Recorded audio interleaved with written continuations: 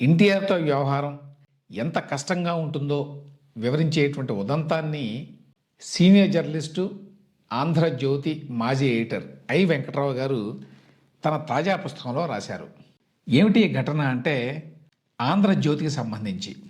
'ఆంధ్రజ్యోతి' పత్రిక ఎప్పుడో 1960లో పెట్టారు కేఎల్ఎన్ ప్రసాద్ గారు. అప్పట్లో కాంగ్రెస్ పార్టీ ఉండేది. కేఎల్ఎన్ ప్రసాద్ గారు కాంగ్రెస్ పార్టీకి చెందినవారు, ఆ పార్టీ ఎంపీ కూడా. అయితే 'ఆంధ్రజ్యోతి'కి మంచి పేరు ఉండేది. ఎందుకంటే మంచి ఎడిటర్లు ఉండేవాళ్ళు. నార్ల వెంకటేశ్వరరావు గారు, నండూరు రామ్మోహన్ రావు గారు ఇట్లాంటి వాళ్ళంతా అప్పట్లో. అయితే ఆ పత్రిక మంచి పేరున్న సక్సెస్ఫుల్గా నడుస్తున్నా కూడా అప్పట్లో 80వ దశకం వరకు వాళ్ళు హైదరాబాద్ ఎడిషన్ పెట్టలా. అది విజయవాడలో ప్రారంభమైంది. అక్కడే ఉండేది. ఒకటే ఎడిషను. అక్కడి నుంచే మొత్తం ఆంధ్రదేశం అంతా వెళ్ళేది, ఇంక్లూడింగ్ తెలంగాణ. అప్పటికి ఈనాడు వచ్చేసింది. ఈనాడు నంబర్ 1గా ఎదిగింది. వేరే పత్రికలు కూడా వచ్చినాయి రంగంలోకి. అప్పుడు మేలుకొని 84 ప్రాంతంలో హైదరాబాద్ ఎడిషన్ పెట్టాలి అని చెప్పి కేఎల్ఎన్ ప్రసాద్ గారు ప్రయత్నాలు మొదలుపెట్టారట. కారణాలు ఏమైనప్పటికీ ఆయనకు చాలా ఇబ్బందులు ఎదురైనాయి. అప్పుడు ఆయన వెంకట్రావు గారు బ్యూరో చీఫ్గా ఉన్నారు. ఆయన విజయవాడ ఎడిషన్ ఉండగానే హైదరాబాద్లో ఎడిషన్ లేకపోయినా కూడా బ్యూరో చీఫ్గా ఇక్కడే ఉండేవారు, ఇక్కడి నుంచే పనిచేసేవారు. సో ఆయన అడిగారట, నేను పెడదాం అనుకున్నాను ఇన్నాళ్ళకి హైదరాబాద్ ఎడిషను, కానీ చాలా ఇబ్బందులు ఎదురవుతున్నాయని. ఏంటి ఇబ్బందులు అంటే, ఆంధ్రజ్యోతికి అప్పట్లో హైదరాబాద్లో బంజారా హిల్స్లో జర్నలిస్ట్ కాలనీ ఒకటి ఉంది. అక్కడే మెయిన్ రోడ్డు మీద, ఇప్పటికీ ఆ ఆఫీస్ చాలామందికి తెలుసు. అక్కడ స్థలం ఉన్నది. అక్కడ బిల్డింగ్ కట్టి ఆంధ్రజ్యోతి పత్రిక పెట్టాలి అనేది ఆలోచన. అయితే రెసిడెన్షియల్ ఏరియాలో మరి పత్రిక పెడితే, పత్రిక అంటే అప్పట్లో ప్రింటింగ్ ప్రెస్ కూడా అక్కడే ఉండేది. సో ప్రింటింగ్ ప్రెస్ పెట్టడం అంటే ఒక కమర్షియల్ యాక్టివిటీ. దీనివల్ల ఇబ్బంది అని చెప్పి చుట్టూ జనం గొడవ చేస్తారు. మామూలుగా నిబంధనలు కూడా ఒప్పుకోవు. అయితే జర్నలిస్ట్ కాలనీ అప్పటికే అక్కడ ఉన్నది కాబట్టి, అది మొదటి జర్నలిస్ట్ కాలనీ హైదరాబాద్లో వచ్చింది. వాళ్ళందరినీ కూడా మాట్లాడి ఒప్పించారు. అప్పట్లో ఈ కేశవరావు గారు ఉన్నారు కదా, ఇప్పుడు బీఆర్ఎస్లో ఉన్నారు, సీనియర్ నాయకుడు.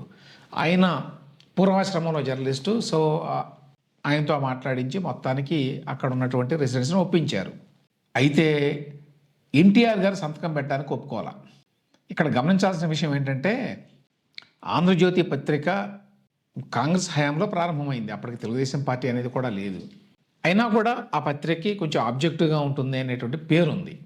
అది కాకుండా కేఎల్ఎన్ ప్రసాద్ గారు పెద్ద వ్యాపారవేత్త, అనేక వ్యాపారాలు ఉన్నాయి ఆయనకి. అందులో ఆయనకి సినిమా డిస్ట్రిబ్యూషన్ వ్యాపారం కూడా ఉంది. పత్రికలు ఉన్నాయి. ఆంధ్ర బ్యాంకుని ఆయనే నిర్వహించేవారు, అది నేషనలైజేషన్ అయ్యే వరకు కూడా.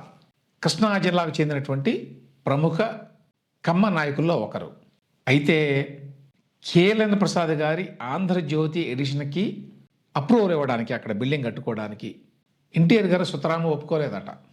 గమ్మత్తు ఏమిటంటే, డెక్కన్ క్రానికల్ ఆంధ్ర భూమి చాలామందికి తెలుసు. వాటి యజమాని చంద్రశేఖర్ రెడ్డి గారు. అప్పటికే ఆయన చనిపోయారు అనుకోండి. చంద్రశేఖర్ రెడ్డి గారు కాంగ్రెస్ ఎంపీఏ. తెలుగుదేశం పెట్టినప్పటి నుంచి కూడా ఆ ఇంగ్లీషు తెలుగు పత్రికలు రెండు తెలుగుదేశం పార్టీకి వ్యతిరేకం. అది కూడా బహిరంగ రహస్యమే. అప్పటికి చంద్రశేఖర్ రెడ్డి గారు లేరు. వెంకటరామరెడ్డి గారు ఆయన కొడుకు, ఆయన ఎండీగా ఉన్నారు. వెంకటరామరెడ్డి గారు ఆయన పత్రిక వ్యతిరేకం అని తెలిసినా కూడా మరి ఎవరు కల్పించారో, ఎన్టీఆర్ గారిని కల్పించారట. ఒకరోజు ఆయన పర్మిషన్ అడిగారట, మాకు రాజమండ్రిలో ఎడిషన్ పెడతాము, పర్మిషన్ కావాలి ఇట్లా అని. వెంటనే పర్మిషన్ వచ్చింది. అదే టైంలో ఆంధ్రజ్యోతికి రాలేదు. ఎంతకాలానికి పర్మిషన్ రావట్లేదు. ఎన్టీఆర్ గారికి చెప్పారు ఆ సెక్రటరీ ఎవరో, ఇది రెసిడెన్షియల్ ఏరియానండి, మనం ఇవ్వడానికి నిబంధనలు ఒప్పుకోవు అని. ఎన్టీఆర్ రూల్ అంటే రూలే.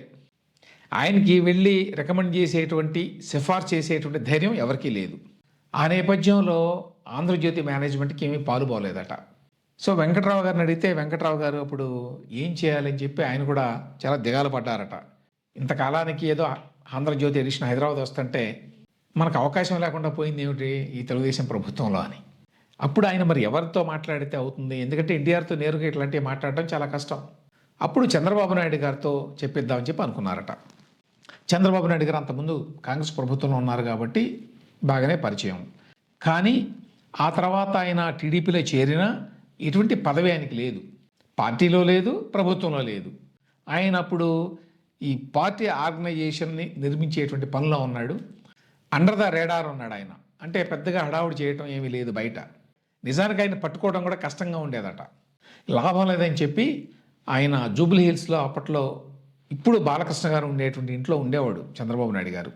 పొద్దున్నే వెళ్ళారట వెంకట్రావు గారు. వెళ్ళి తలుపు కొడితే ఆయన ఏంటి ఇంత పొద్దున్నే వచ్చారు 6:30కి, ఏంటి విషయం అంటే, మీరు దొరకడం లేదు అందువల్ల రావాల్సి వచ్చింది, విషయం ఇది, ఆంధ్రజ్యోతి ఎడిషన్ పెట్టాలనుకుంటున్నాము కానీ దానికి పర్మిషన్ రాకుండా గవర్నమెంట్లో ఆ ఫైల్ అట్లానే ఉంది, ఏం చేయాలి ఇప్పుడు, కనీసం మీరైనా చెప్పగలరని చెప్పి మీ దగ్గరకు వచ్చాను అంటే, చంద్రబాబు నాయుడు గారికి జనరల్గా మీడియా అంటే అవగాహన ఉంది కాబట్టి ఆంధ్రజ్యోతి గతంలో కాంగ్రెస్ పత్రిక అనే పేరున్నా కూడా ఆ పత్రిక మరీ అంత అడ్డగోలుగా ఏమీ రాయదని చెప్పి కొంత సదభిప్రాయం ఉంది. అందువల్ల ఆయన ప్రయత్నిద్దామని చెప్పి అన్నట్ట. మొత్తానికి ఏం జరిగిందో తెలియదు కానీ 84లో అసెంబ్లీని కూడా రద్దు చేశారు కదా, ఎన్నికలు వచ్చినాయి, పార్లమెంట్ ఎన్నికలు ముందు వచ్చినాయి, తర్వాత అసెంబ్లీ ఎన్నికలు. ఆ ప్రచారానికి వెళ్ళే ముందు ఎట్టకేలకి ఎన్టీఆర్ గారు ఆ ఫైల్ మీద సంతకం పెట్టారట. అమ్మయ్య ఒక పని అయిపోయింది అనుకున్నారు. కానీ ఇంతలోకే డెక్కన్ క్రానికల్లో వెంకటరామరెడ్డి గారు ఒక ఫ్రంట్ పేజ్ న్యూస్ వేశారట. ఏంటంటే, రెసిడెన్షియల్ ఏరియాలో ఆంధ్రజ్యోతి పత్రికకి పర్మిషన్ ఇచ్చారు అని. నిజానికి అది బంజారాహిల్స్ మెయిన్ రోడ్డు మీద ఉంది, అది మరీ రెసిడెన్షియల్ ఏరియాలో ఏమీ లేదు. అయినా నిబంధనలే కాబట్టి వాళ్ళు ఒక పెద్ద కథనం రాశారట. ఇది ఎన్టీఆర్ గారికి తెలిసింది. తెలిసి ఆయన అగ్గి మీద గుగ్గిలమయ్యాడంట. ఏంటి దీని వ్యవహారం అసలు అని చెప్పి ఒక కమిటీని వేసాడట. నిబంధనలకు వ్యతిరేకంగా ఉందా, మనం ఎట్లా ఇచ్చాం పర్మిషన్ అని.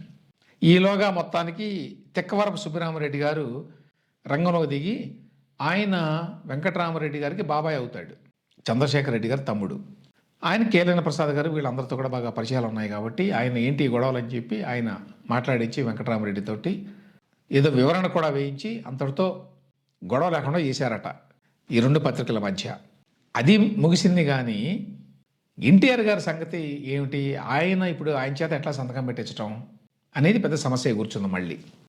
అప్పుడు మళ్ళీ చంద్రబాబు నాయుడు గారి దగ్గరికి వెళ్ళి, ఇది ఇట్లా అయిపోయింది, మీరు ఎంత చేశారు కానీ, కాబట్టి ఏదో విధంగా ఆయనకి చెప్పి దీనికి సంతకం పెట్టించండి ఈ ఫైల్ మీద అంటే, అప్పుడు ఏం చేశారో తెలియదు కానీ చంద్రబాబు నాయుడు గారు మొత్తానికి ఎన్టీఆర్ చివరికి సంతకం పెట్టాడు ఆ ఫైల్ మీద అని వెంకట్రావు గారు రాసుకొచ్చారు. ఇదంతా చూడండి, ఒక పత్రికా ఆఫీస్కి వాళ్ళ స్థలంలో వాళ్ళు కట్టుకోవడానికి పర్మిషన్ ఇవ్వడానికి ఎంత సమస్య వచ్చిందో, ఎన్టీఆర్ ఎంత కఠినంగా ఆ రోజుల్లో వ్యవహరించేవాడో ప్రతి విషయంలో అని చెప్పడానికి ఇదొక ఎగ్జాంపుల్ అన్నమాట. సో ఇట్లాంటి చాలా ఆసక్తికరమైన అంశాలని వెంకట్రావు గారు ఈ తాజా పుస్తకంలో రాశారు. ఇదిగో ఈ పుస్తకం పేరు విలీనం విభజన. 83 ఏళ్ల వయసులో వెంకట్రావు గారు ఈ పుస్తకాన్ని రాశారు. వెంకట్రావు గారు గతంలో ఎన్టీఆర్ మీద ఒకే ఒక్కడు అనే పుస్తకం రాశారు. చంద్రబాబు నాయుడు గారి మీద కూడా ఒక్కడు అనే పుస్తకం రాశారు. ఈ రెండు పుస్తకాలు కూడా బాగా ప్రాచుర్యం పొందినాయి. ఇక ఇప్పుడు రాసినటువంటి ఈ పుస్తకాన్ని 2 భాగాలుగా చూడాలి. నేను ఇంతకుముందే చదివాను కదా, విలీనం విభజన అని ఉంది, కానీ సెకండ్ టైటిల్ కూడా ఉంది, మన ముఖ్యమంత్రులు అని. అంటే ఇది యాక్చువల్గా 2 పుస్తకాలు. ఈ 2 పుస్తకాలను ఒకే పుస్తకంగా రాశారు.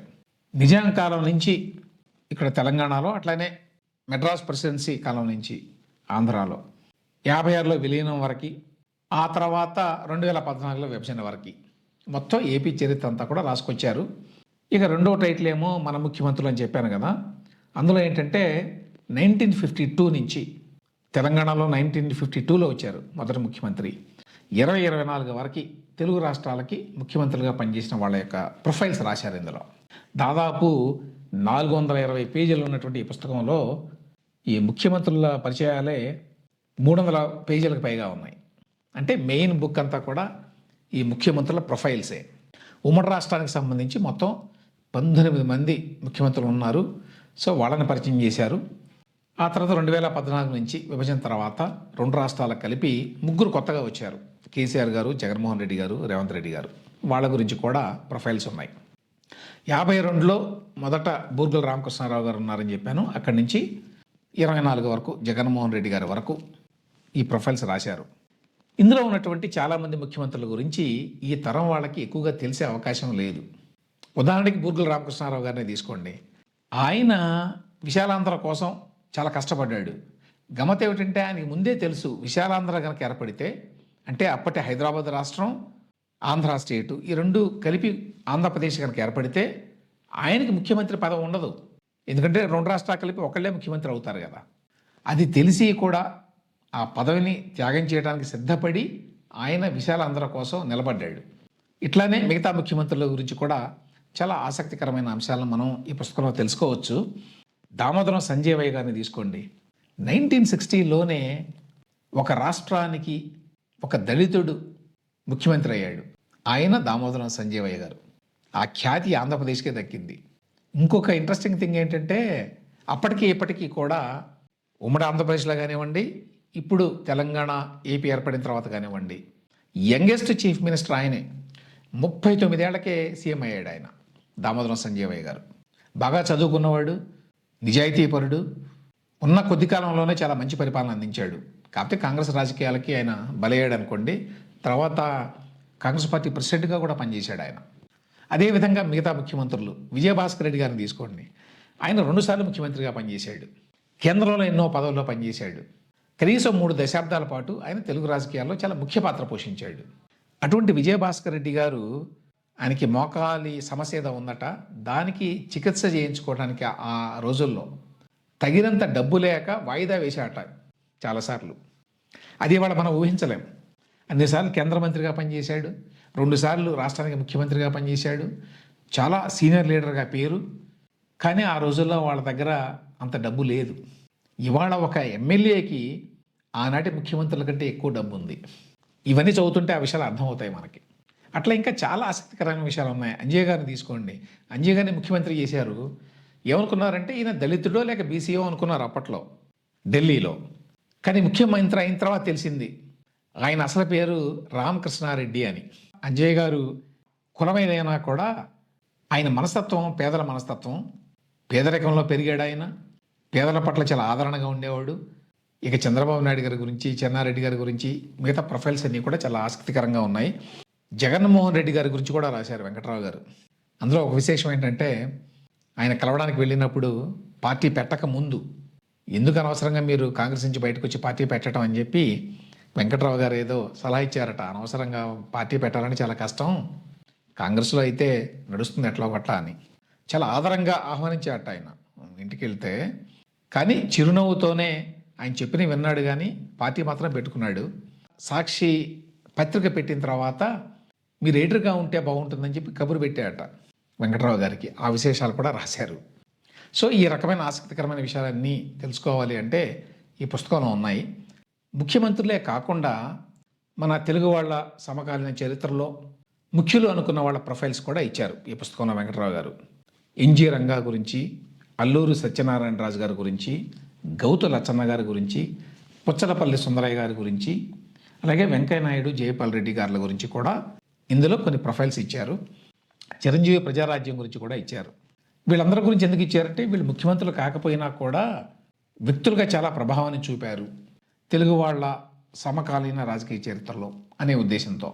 వెంకట్రావు గారు తేట తెలుగులో చాలా చిన్న చిన్న వాక్యాలు రాస్తారు. అందువల్ల చదువుకోవడానికి చాలా హాయిగా ఉంటుంది పుస్తకం. రాజకీయాలంటే ఆసక్తి లేని వాళ్ళకు కూడా ఆసక్తి కలిగించే విధంగా ఆయన శైలి ఉంటుంది. ఇంకోటి ఏంటంటే ఆయన తన అభిప్రాయాలను రాసినప్పుడు కూడా ఎవరి గురించి అయినా, ఏ రాజకీయ నాయకుడి గురించి అయినా చాలా సున్నితంగా ఉంటుంది వ్యక్తీకరణ. సాధ్యమైనంతవరకు ఈ పుస్తకాన్ని చాలా ఆబ్జెక్టివ్గా రాయడానికి ట్రై చేశారు. అట్లా అని ఇదేమి అకాడమిక్ టైప్ ఆఫ్ బుక్ కాదు, ఎనాలిసిస్ కోసం చదవడానికి ఈ పుస్తకం సరైంది కాదు. ఈ పుస్తకం స్వాతంత్ర్యానంతర ఆంధ్రప్రదేశ్ చరిత్రని పరిచయం చేస్తుంది. వెంకట్రావు గారు తన అనుభవాల్ని కొంతమంది నాయకులతోటి తన ఇంటరాక్షన్స్ గురించి రాసిన భాగాలు చాలా ఆసక్తికరంగా చదివిస్తాయి. ఆయనకి దాదాపుగా 50 ఏళ్ల పైన జర్నలిజం ఎక్స్పీరియన్స్ ఉంది కాబట్టి ఆ జ్ఞాపకాలు చాలా రాశారు ఆయన. సో బేసికలీ జర్నలిస్ట్ పర్స్పెక్టివ్ నుంచి ఈ పుస్తకం ఉంటుంది. ఈ పుస్తకాన్ని ఇంగ్లీష్లో కూడా రిలీజ్ చేశారు. ఈ టేల్ ఆఫ్ 2 స్టేట్స్ అనే పేరుతోటి వారి కుమార్తె ఈ పుస్తకాన్ని ట్రాన్స్లేట్ చేశారు. ఈ పుస్తకాలు నవోదయ బుక్ హౌస్లో దొరుకుతాయి. మిగతా వివరాలన్నీ కూడా మీరు స్క్రీన్ మీద చూడవచ్చు.